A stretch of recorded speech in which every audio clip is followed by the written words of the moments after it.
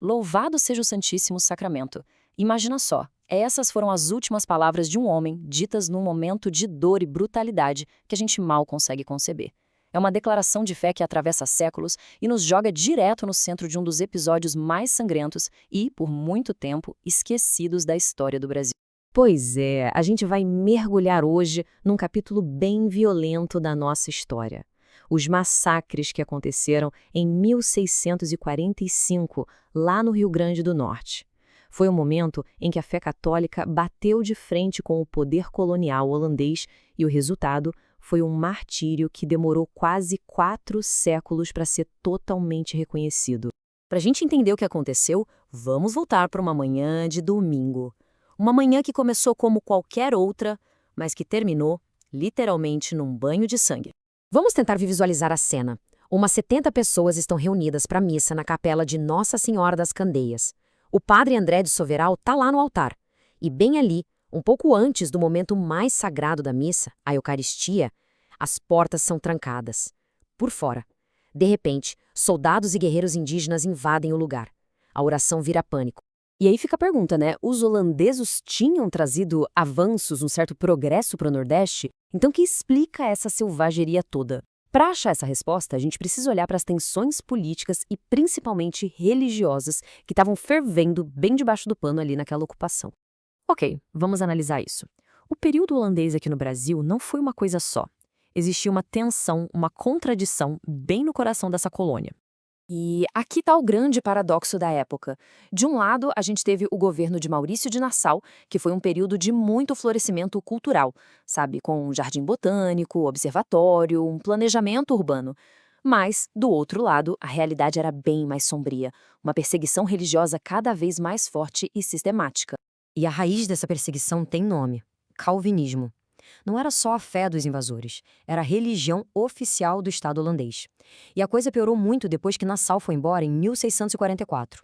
A Companhia das Índias Ocidentais, que administrava a colônia, estava cheia de dívidas e a população local se revoltava. Então, impor o calvinismo virou uma estratégia de controle.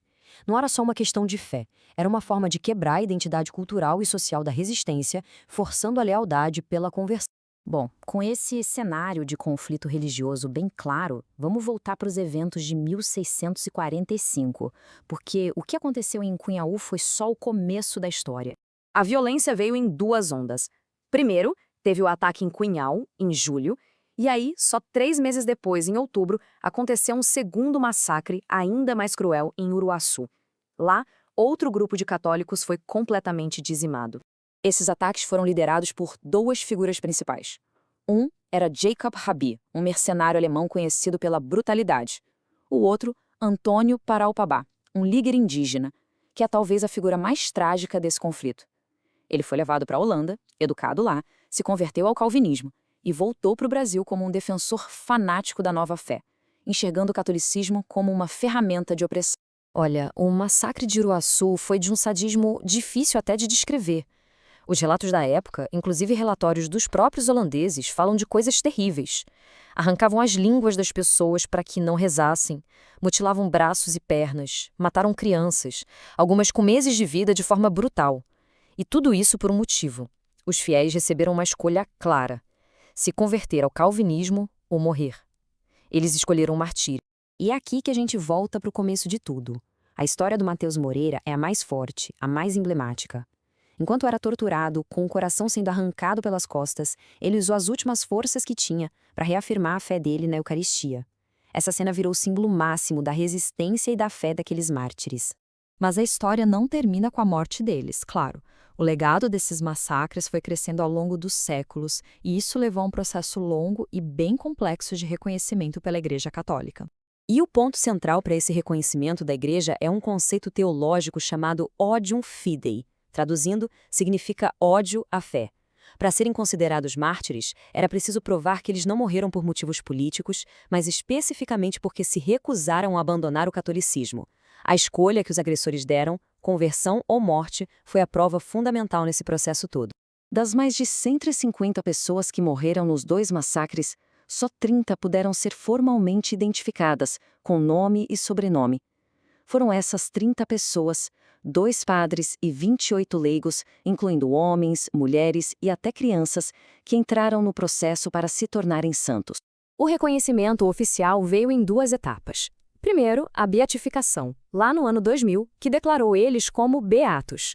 E, finalmente, em 2017, o Papa Francisco realizou a canonização, que os elevou à santidade. Com isso, eles passaram a ser reconhecidos como os proto-mártires do Brasil, ou seja, os primeiros mártires oficiais da história do nosso país. Então, o que essa história toda significa hoje? É um legado duplo que nos fala tanto sobre a profundidade da fé quanto sobre os perigos da intolerância. O que um dia foi uma história de horror, hoje se transformou num pilar de identidade lá no Rio Grande do Norte. Os mártires são os padroeiros do Estado. E o dia 3 de outubro, data do massacre de Uruaçu, é feriado estadual. É um dia para lembrar tanto a fé daquelas vítimas quanto a tragédia da violência religiosa. E essa história toda nos deixa com uma reflexão final, né? O massacre dos mártires do Brasil holandês é muito mais que um relato do passado. É um lembrete poderoso de como as convicções podem levar tanto a um sacrifício heróico quanto uma crueldade extrema. É quase como um espelho de conflitos religiosos que, de formas diferentes, ainda ecoam no nosso mundo.